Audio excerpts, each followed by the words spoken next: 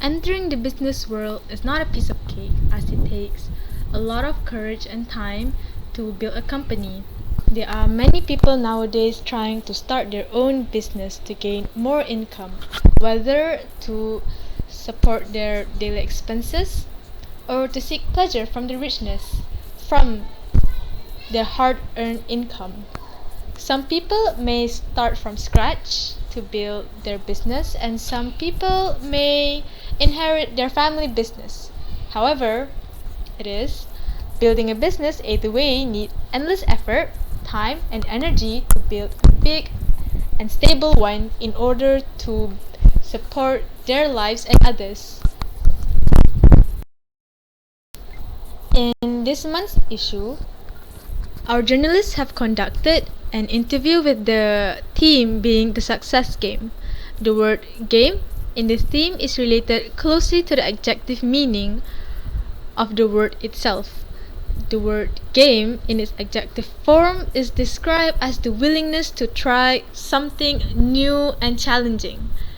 The competitiveness in entrepreneurship would fit in this context perfectly, as it also requires a big amount of willingness to start such a challenging life, especially in the business world. The word success in the theme will tackle what the vision of how success is viewed in the eyes of an entrepreneur when it comes to their passion in the business life. In conducting this interview, we have decided to pick an entrepreneur of a small business owner on the social media platform Instagram, who we believe have lots of potential to expand their business and quote their inspirations on how they start their business to encourage more people out there to start their own entrepreneurship life.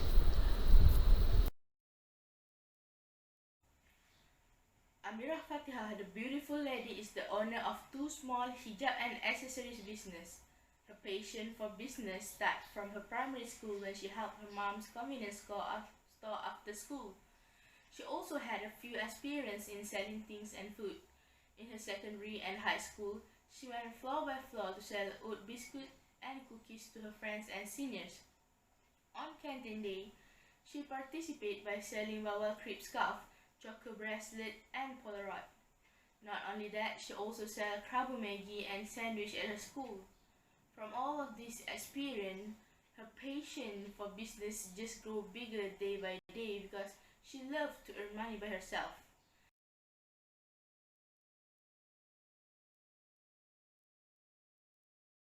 In her third semester in College Professional Mara Kuantan for Diploma in Graphic Design, a subject required her to create an online business, so she decided to sell small accessories. But as the online business continued to grow, she determined to do this business seriously, not just because of the assignment. Besides that, she also wanted to generate income to cover the cost of her study expenses. She continued to grow her business in her fifth semester by trying to sell 10 scarves on her social media. However, she didn't expect her business to be well received because going 10 sell in just a couple of minutes, and that sparked her motivation to grow more. Next, we will move to Amira's future plans for her business. During our interview, we asked her about her future plans in improving her business. Since she was hired as a graphic designer, she was still in the midst of a blur in what and how she planned the business would be in the future. She stated that the business is a process of learning and she is still learning her ways in and out of the business world. She wasn't ready to risk giving up her current job in order to do business full time.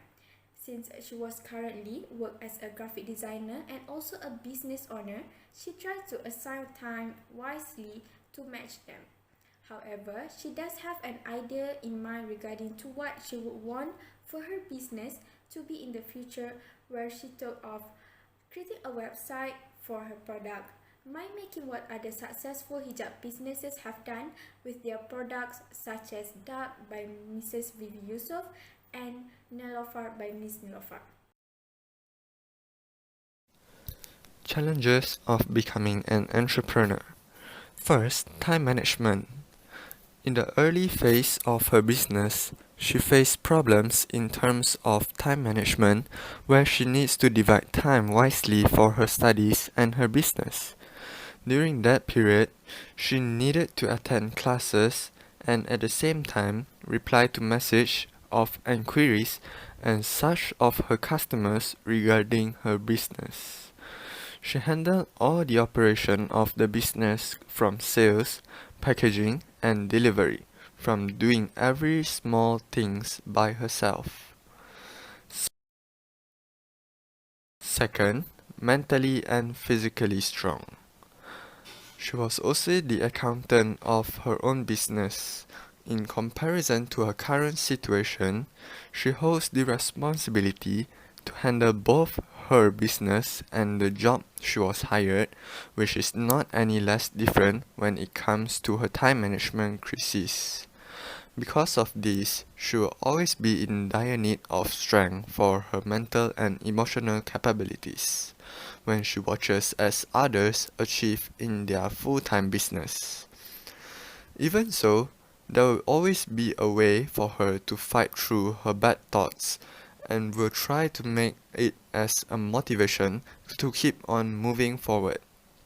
She often reminds herself that the business is a process which requires a long time of effort to see the results she desires. Last but not least, adaptable to all kind of situation. Now that we live in a pandemic, the business world has been shook greatly, leaving no escape for her business too. The MCO experience taught her about the struggle more, to which has caused her to temporarily close the orders due to the health of family. She got a lot of orders for her product during that period, but was not able to deliver the scarves due to MCO. Although not doing business has no effect of her financial life, she still wants to cherish every opportunity to keep the business alive. And that's all. Thank you.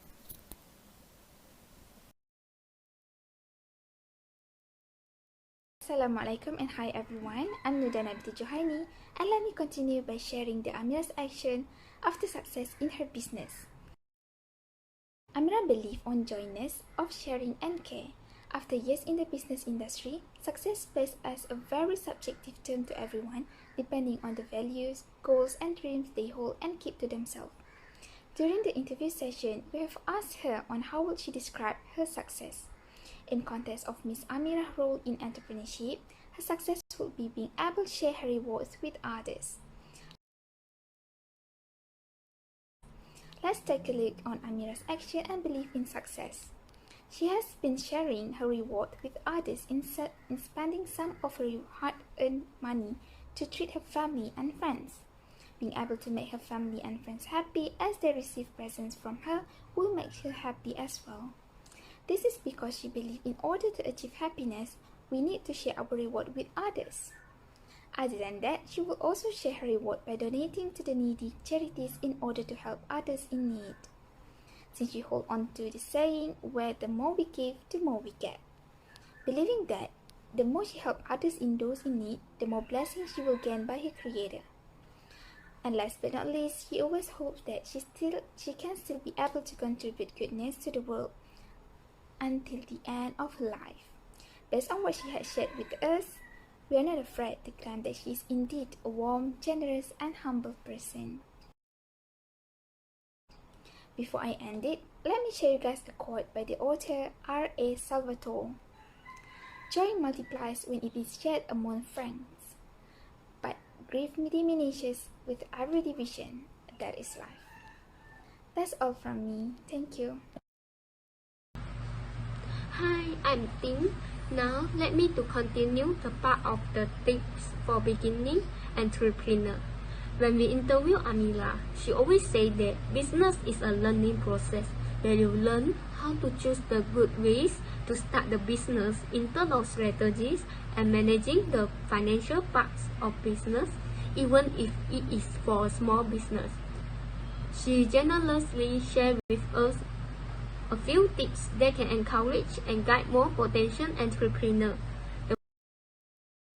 The first one is to have good intention to start business. For example, setting a target that when you start the business and things went well, then we would want to contribute for creating peace to our surroundings by lessening the burden of our beloved parents financially.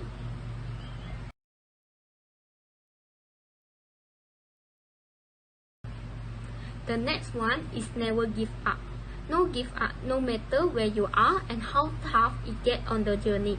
Every time the door of giving up pop up in your mind, look back and remind yourself of your target. Thirdly, to use your interest in doing your business. She said that her sister's business is related to skincare and makeup products. Although the products are good, and knowing how well her sister is doing in her line of business, her interest still is more towards fashion and design.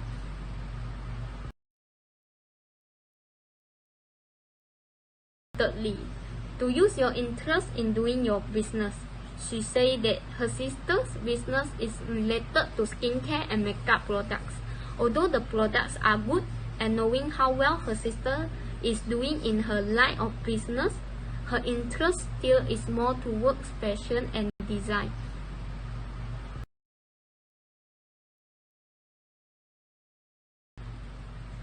In terms of the financial tips for business, she advised us to use your own money as model to start your business.